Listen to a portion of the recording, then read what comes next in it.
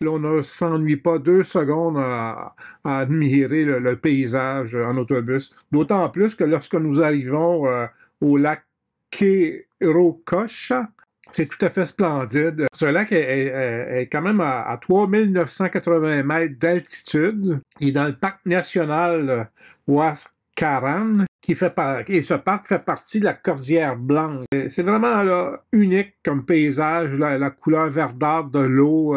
Et il règne un grand calme, il n'y a presque personne. Là. Si ce n'était de notre petit groupe d'une quinzaine de personnes, là, totalement vide. Vraiment magnifique. Et puis là, on va se diriger à Chavin.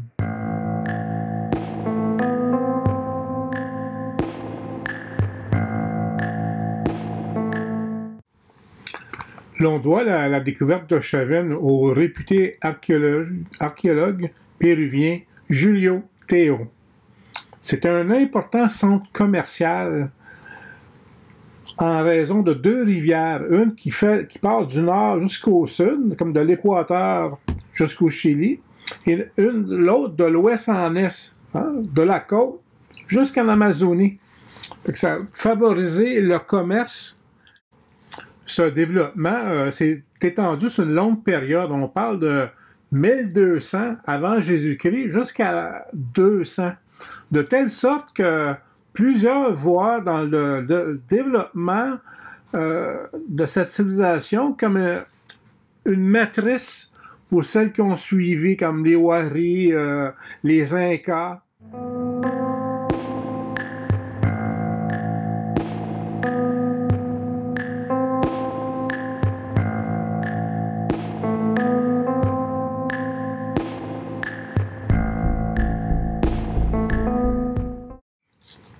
Parce que cette civilisation, on leur doit quand même le culte du félin, hein, le jaguar par exemple, la culture en altitude et le développement des terrasses. L'hydrographie, une grande importance qu'ils accordent à l'irrigation, l'acheminement de l'eau, pour notamment la culture.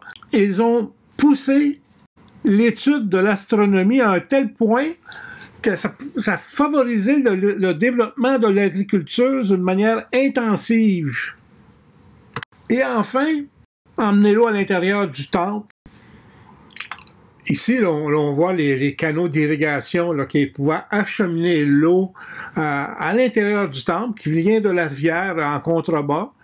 Et puis, c'était des grands bâtisseurs à cette période reculée, 1200 ans avant Jésus-Christ.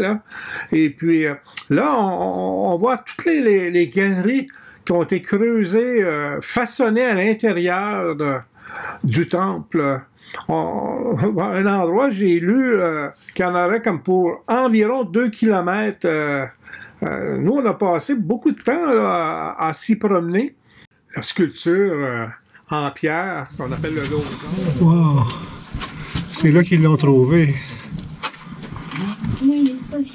La sculpture.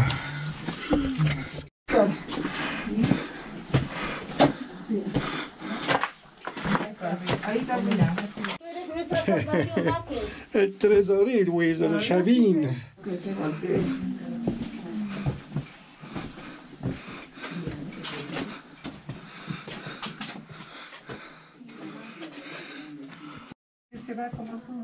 No.